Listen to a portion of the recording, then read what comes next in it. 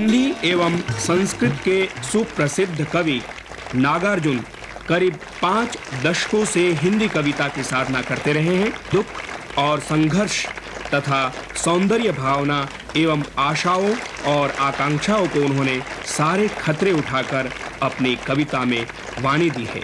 मध्य प्रदेश शासन के राष्ट्रीय पुरस्कार मैथिली क्षण गुप्त सम्मान से विभूषित किया जा रहा है।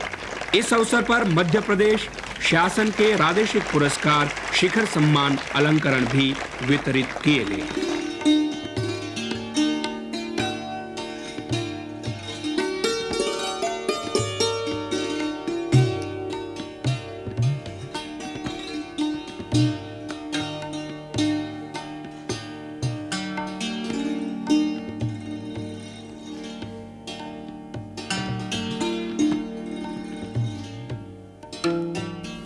कई दिनों तक चूल्हा रोया और चक्की रही उदास। कई दिनों तक कानी कुतिया सोई उनके पास। कई दिनों तक लगी भीत पर छिपकलियों की गश्त। कई दिनों तक चूहों की भी हालत रही शिकस्त। और राहत आ जाती है तो दाने आए घर के अंदर कई दिनों के बाद। धुआं उठा आंगन से ऊपर कई दिनों के बाद। चमक उठी घर भर की आंखें कई दिनों के बाद। कौवे ने खुजलाई पाखें कई दिनों के बाद। इसको देखिए जरा मैं समझाऊं, क्योंकि ये कई दिनों तक कानी कुतिया क्या मतलब है? मैंने गांव छोड़कर लोग चले गए हैं, कुत्ते बिल्ली मवेशी सब साथ ले गए हैं। एक बीमार कुतिया गांव में रह गई है, इसलिए कानी कुतिया रहा। तो कई दिनों तक लगी भीत पर छिपकलियों गश्त, और छिपकलियों की गश्त लगी भीत पर। दिया नहीं जला तो कीड़े नहीं मिले, छिपकलियां मरगिल्ली हो गई, मुटल्ली नहीं हुई। कई दिनों तक लगी भीत पर छिपकलियों की गश्त। कई दिनों तक चूहों की भी हालत रही शिकस्त, वो भी बिल्कुल ग्रस्त पड़े रहे। फिर राहत आ जाती है। कभी ने ये नहीं बताया कि राहत किसके प्रयास से राहत आई है। राहत आ गई है। सरकारी भी हो सकती है, गैर सरकारी भी हो सकती है, दलीय भी निर्दलीय भी। हाँ, तो दाने आए घर के अंदर कई दिनों के बाद। धुआं उठा आंगन से ऊपर कई दिनों के बाद। और चमक उठी घर भर की आंखें कई दिनों के बाद। यानी अनाज देखते हैं तो अनाज ही नहीं फांकने लग जाते हैं। देख तसल्ली हो जाती है बच्चों को भी कि अनाज घर में आ गया है, अब रोटी बनेगी या चावल पकाए जाएंगे मिलेगा। तो कई दिनों तक लगी भी तो छिपकलियों का कई दिनों से दाने आए घर के अंदर कई दिनों के बाद। धुआं उठा आंगन से ऊपर कई दिनों के बाद। चमक उठी घर भर की आंखें कई दिनों के बाद। कौवे ने खुजलाई पाखें कई दिनों। कौवा भी घर छोड़ चला गया था, तो वो भी आ गया कि उसको भी उम्मीद हो गई हो जिसे एक टुकड़ा मिलेगा। तो ये जो चित्र है ये अकाल का चित्र है, और अकाल के बाद स्थिति जो बदलती है उसका चित्र है।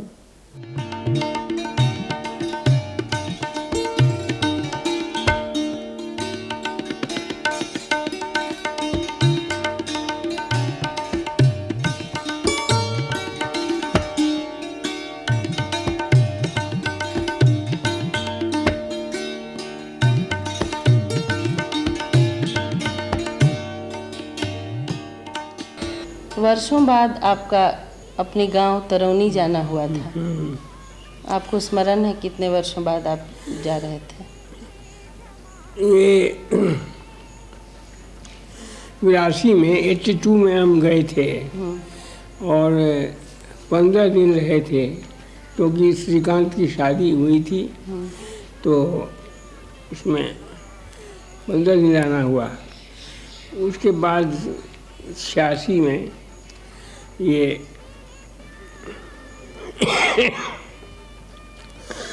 दरभंगा मेडिकल कॉलेज प्रधानमंत्री चिकित्सा हुई, टांग वांग फूल गई थी। तब भी दरभंगा गए लेकिन गाँव नहीं गए। तुम्हारी चाची जो है आई थी, सब लोग थे, ये हुआ।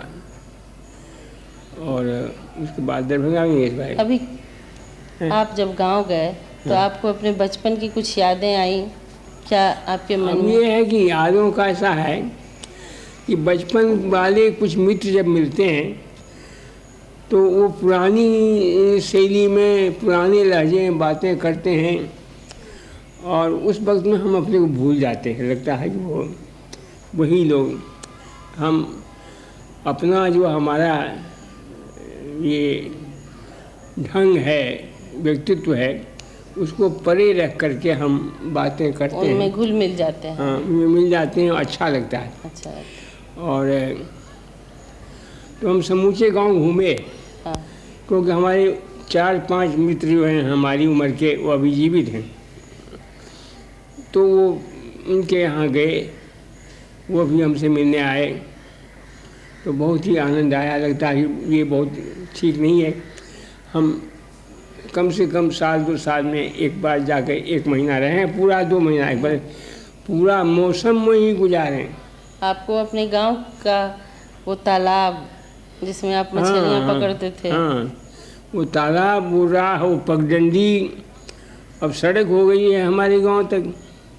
तो वो आम का मौसम था, तो कलमी और बीजू आमों के नाम, उनके पेड़ पौधे सब हमको बहुत ही अच्छे लगे और लगा कि खाली छू करके भाग जाने से काम नहीं चलेगा, कुछ रहना चाहिए, कुछ समय देना चाहिए।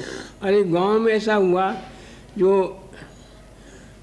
वर्किंग क्लास जिसको कहते हैं, कमाने खटाने वाले लोग जो हैं, उस क्लास की मजदूर औरतों ने रोका, कहा इनको वाजपेयी जी को कहा कि साहब आप इनको मत ले जाइए। आपने जो उपन्यास लिखे उनकी कुछ पात्र हैं, उनमें वो से महिला पात्र जो है आगे पीछे चली गई हैं, वो साहित्य में आ करके सब ये कि वो जब हमने लिखा था, मतलब बताया कि बलजन्मा में वो जो बलजन्मा की जो पत्नी है सुगनी, तो उस टाइप की भी एक आध महिला दिखाई पड़ी हमको, जो लेकिन उसने कहा कि उलाहने की आवाज़ में, उलाहने स्वर में कि यह भलैया एना गाँव छोड़ से। बाबा आप जगह जगह जाते हैं, महिलाएं, जिस तरह से पाठक वर्ग आपका इतना बड़ा है, उसमें महिलाओं का बहुत बड़ा एक वर्ग है, और आजकल नारी मुक्ति की चर्चाएं बहुत आप सुनते हैं, हम लोग सब सुनते हैं, तो नारी मुक्ति के संबंध में आपका क्या विचार है? कैसे चल रहा है, क्या उसका भविष्य है? नारी मुक्ति जो है बहुत ही व्यापक टॉपिक है और उसको भी लोगों ने फैशन में ले लिया है। नारी मुक्ति तो नर मुक्ति के साथ जुड़ी हुई है। नारी मुक्ति ऐसा शब्द है तो मात्र शब्द नहीं है, वो नर मुक्ति या पुरुष मुक्ति के साथ ही नारी मुक्ति भी जुड़ी होनी चाहिए। उसको अगर इस तरह से नहीं समझेंगे हम समझ नहीं पाएंगे। ऐसा नहीं हो कि नर जीवन भर प्रवास में रहे, जमशेदपुर, रांची, भागलपुर है। अब तो इधर के जो लोग सभी वर्ग के, खास के मजदूर वर्ग के लोग हरियाणा और पंजाब और कश्मीर और तमाम जगहों में फैले हुए हैं, तो उनकी ये परिवार की जो महिलाएं हैं उनकी वेदनाएं, उनका सुख दुख उसको भी समेटना पड़ेगा ना। तो ये तो पूरी नारी मुक्ति के साथ हम न्याय नहीं कर सकते। जब हम काट के देखेंगे तो ऐसा है ये। अच्छा, तो इस बीच में नारी कुछ आधुनिक हो रही हैं या आधुनिक समाज ही बढ़ रहा है आगे? आधुनिक हो रही हैं ऐसा हमको लगता है। कल्पना करो कि अपना आधुनिक नारी जो है वो किस वर्ग की है। अगर वो लेबर क्लास की है, मजदूर महिला है, तो खेत में गन्ना काटती हुई, धान के पौधों को निराती हुई, मेड़ पर पानी का नाला ठीक करती हुई और धान काटने वाली हंसिया को ऊपर उठाती हुई, आवाज़ देती हुई, वो जो वर्किंग क्लास की महिलाओं का जो वो एक रुद्र रूप है, वो सात्विक रूप है और सबशील रूप है, उसको भी लाना पड़ेगा ना। नहीं तो खाली भद्रवर्ग की महिलाओं को लेने से तो काम नहीं चलेगा। नहीं, तथापि आप श्रमजीवी मात्र उन्हीं वर्ग की महिलाओं को या पुरुषों को उसी वर्ग को श्रमजीवी मानते हैं, अथवा श्रम तो दूसरे वर्गों में भी होता है? श्रमजीवी शब्द जो है बहुत व्यापक है। घर के अंदर जो खाना पकाती है, जो खाना परोसती है, जो सफाई करती है, जो चादर को ढकने वाली, जो छोटी चादर बनाती है टेबल को ढकने वाली, और ये जो ऊन की बिनाई होती है, तो ये तमाम जो है ये श्रम जो है निरर्थक नहीं है। अब ये वर्किंग क्लास की महिलाओं को जब समय मिलेगा और वक्त मिलेगा तो वो भी करेंगी, उसमें करे। अब तो ये देखो, हमने देखा, आश्चर्य लगा कि स्वेटर बुनने की मशीन जो है वो श्रमिक परिवार में भी पहुंच रही है। बहुत अच्छा लगता है ये कि भाई ये हाँ, तो हर वर्ग के लोगों का जो एक श्रमशील जीवन है, तो श्रमशीलता जो है बौद्धिकता से अलग नहीं होती है। श्रमशील जब चिंतन का अंश उसमें मिलता है तो बौद्धिक हो जाता है। ऐसा इस तरह से हम इसको बाइफरकेट अलग नहीं करते हैं, इसलिए फैशन में नहीं। श्रमशील जो है तो वो बौद्धिक भी होता है। जब थोड़ा सा आराम मिलेगा, थोड़ा समय मिलेगा, थोड़ी सुविधा मिलेगी, तो श्रमशील भी बौद्धिक वर्ग में शामिल हो जाएगा, ये साफ है। और क्रम जो आपके जीवन का रहा बचपन से अब तक, कई जैसे मिथिला में 3 धाराएं शैव, शाक्त और वैष्णव की चलती ही थीं। आप सुविधापूर्वक किसी भी एक धारा में रह सकते थे और आपने बौद्ध धारा को भी पसंद किया। जैन की ओर भी आए, ये बहुत कम लोगों को पता है। शायद इसी कारण तो नहीं मिथ प्रचलित है। आपकी क्या इसमें दृष्टि है? क्यों आप ऐसा है कि हमें ये इसके विकास का कारण जो था उससे समझना चाहिए। 4 वर्ष की उम्र में मेरी माता का देहांत हो गया और पिता ने दूसरी शादी नहीं की थी। तो गांव में हमको छुटपन में गांव में घुमाते फिरते थे साथ। तो उनके मित्रों ने बाद में कहा कि लड़के को पढ़ाइए दिखाइए, क्यों इसका जीवन चौपट करें। तो कहा इसको पढ़ाएंगे दिखाएंगे तो हमको भी बैठना पड़ेगा, इसके कारण से हम परावलंबी हो जाएंगे। मतलब ये कि हमारा जो उनका भी यात्री स्वभाव था। हाँ, तो खैर, तो हमें तो बाद में पता ही नहीं चला कब हमने तरुणाई समाप्त की, कब हमने यौवन आरंभ किया, कब हम प्रौढ़ावस्था में आए, कब हम बूढ़े हुए, कुछ पता नहीं चला।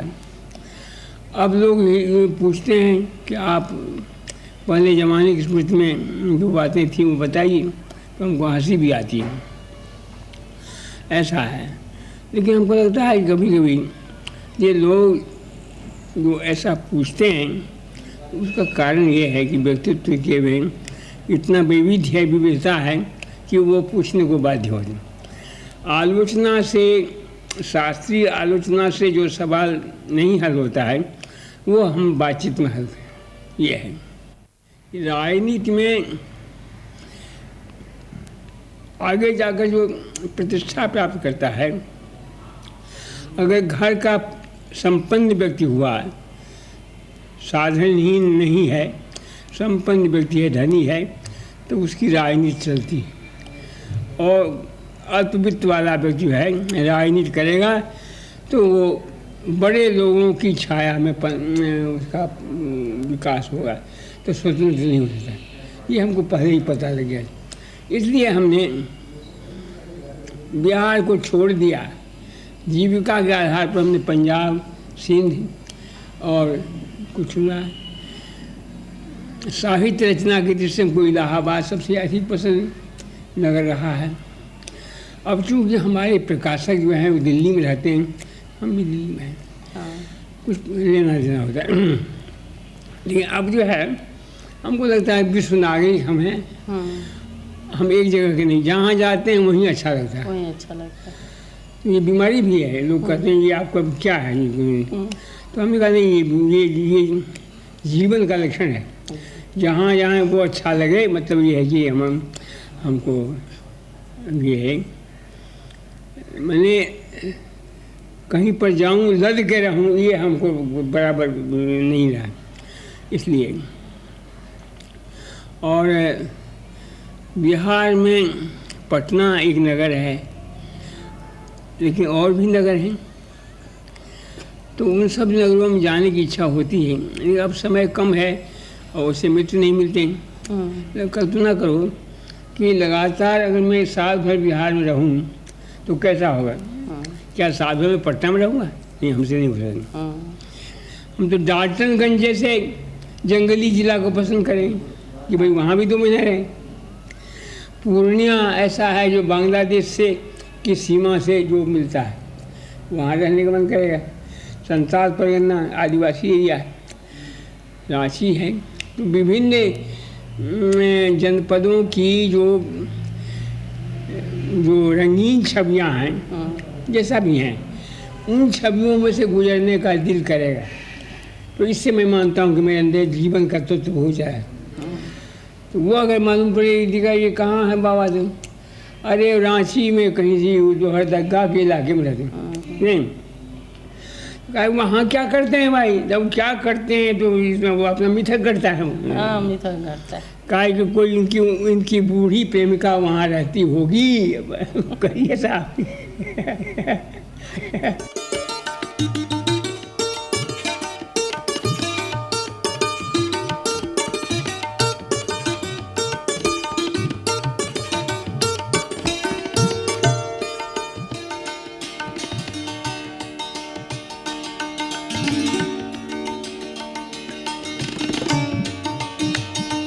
नागार्जुन, बाबा नागार्जुन, जिनके शब्दों में 50 वर्षों के भारत की एक एक धड़कन को हम सुन सकते हैं, ऐसे नागार्जुन। और वही ये घोषणा कर सकते हैं, नए गगन में नया सूरज जो दमक रहा है, नए गगन में नया सूरज जो चमक रहा है, मेरी भी आभा है उसमें, ये घोषणा करने वाले नागार्जुन। तो इसी रचना के साथ हमारे बीच आ रहे हैं अभिषेक नागार्जुन।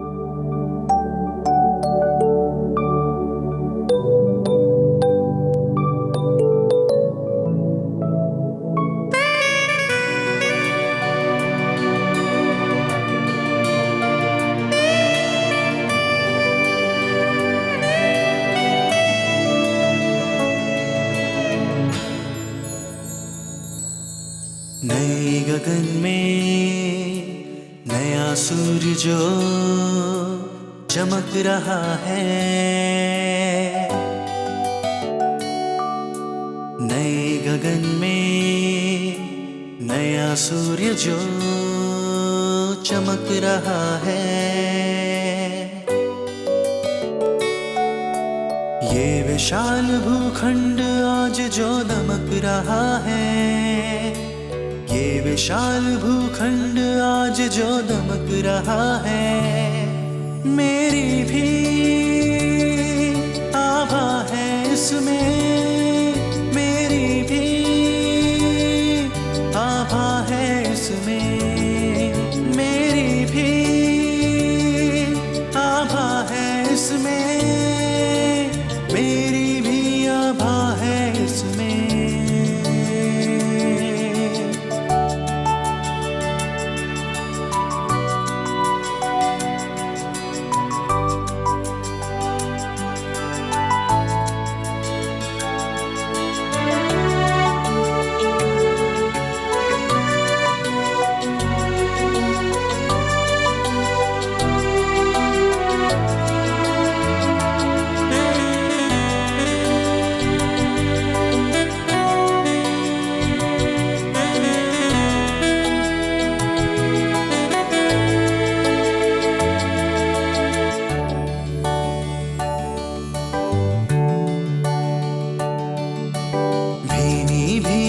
खुशबू वाले रंग बिरंगे ये जो इतने फूल खिले हैं, भीनी भीनी खुशबू वाले रंग बिरंगे ये जो इतने फूल खिले हैं। कल इनको मेरे प्राणों ने नहलाया था, कल इनको मेरे सपनों ने सहलाया था, मेरी भी आभा है इसमें, मेरी भी आभा है इसमें, मेरी भी आभा है इसमें, मेरी भी आभा है इसमें।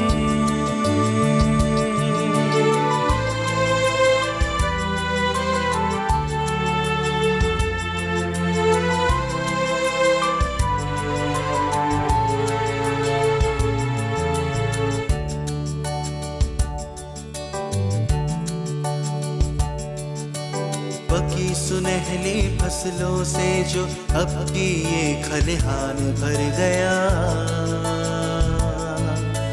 मेरी रग रग के शोणित की बूंदे इसमें मुस्काती हैं। पकी सुनहली फसलों से जो अब की ये खलिहान भर गया, मेरी रग रग के शोणित की बूंदे इसमें मुस्काती हैं, मेरी रग रग के शोणित की बूंदे इसमें मुस्काती हैं, मेरी रग रग के शोणित की बूंदे इसमें मुस्काती हैं। नए गगन में नया सूर्य जो चमक रहा है, नए गगन में नया सूर्य जो चमक रहा है, ये विशाल भूखंड आज जो दमक रहा है, ये विशाल भूखंड आज जो दमक रहा है, मेरी भी आभा है इसमें, मेरी भी आभा है इसमें, मेरी भी आभा है इसमें, मेरी भी आभा है इसमें, मेरी भी आभा है इसमें, मेरी भी आभा है इसमें।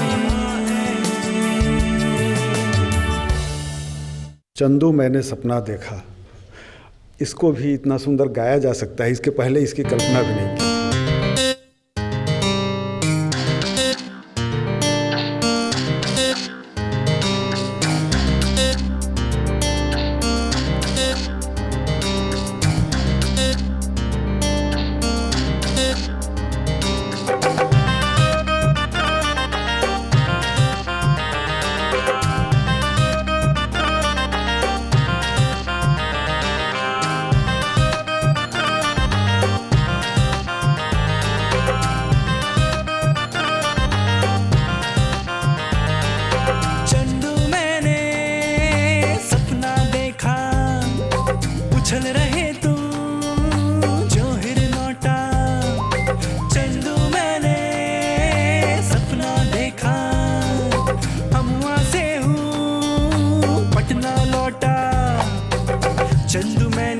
सपना देखा तुम्हें खोजते बदरी बाबू। चंदू मैंने सपना देखा खेल कूद में हो बेकाबू। अरे चंदू मैंने सपना देखा, अरे चंदू मैंने सपना देखा।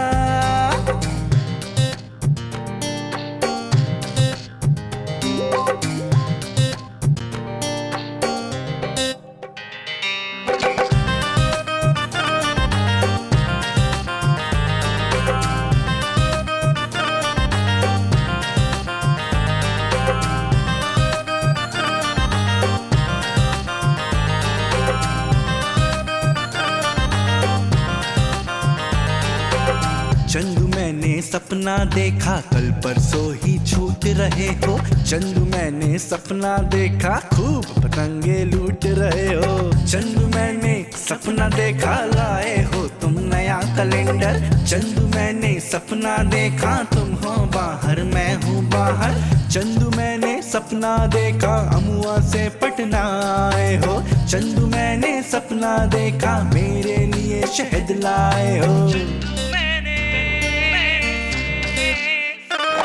अरे चंदू मैंने सपना देखा, ए चंदू मैंने सपना देखा।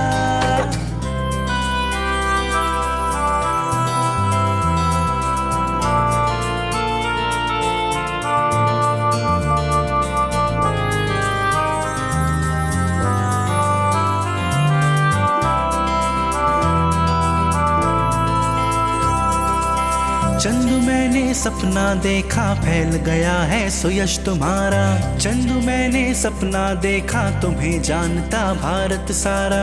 चंदू मैंने सपना देखा तुम तो बहुत बड़े डॉक्टर हो। चंदू मैंने सपना देखा अपनी ड्यूटी में तत्पर हो। चंदू मैंने सपना देखा इम्तिहान में बैठे हो तुम। चंदू मैंने सपना देखा पुलिस यान में बैठे हो तुम। चंदू मैंने सपना देखा तुम हो बाहर मैं हूँ बाहर। चंदू मैंने सपना देखा लाए हो तुम नया कैलेंडर। चंदू मैंने सपना देखा उछल रहे तुम जो हिर लौटा। चंदू मैंने सपना देखा अमुआ से हूँ पटना लौटा। चंदू मैंने सपना देखा तुम्हें खोजते बदरी बाबू। चंदू मैंने सपना देखा खेल कूद में हो बेकाबू। अरे चंदू मैंने सपना देखा, अरे चंदू मैंने सपना देखा। अरे चंदू मैंने सपना देखा, अरे चंदू मैंने सपना देखा।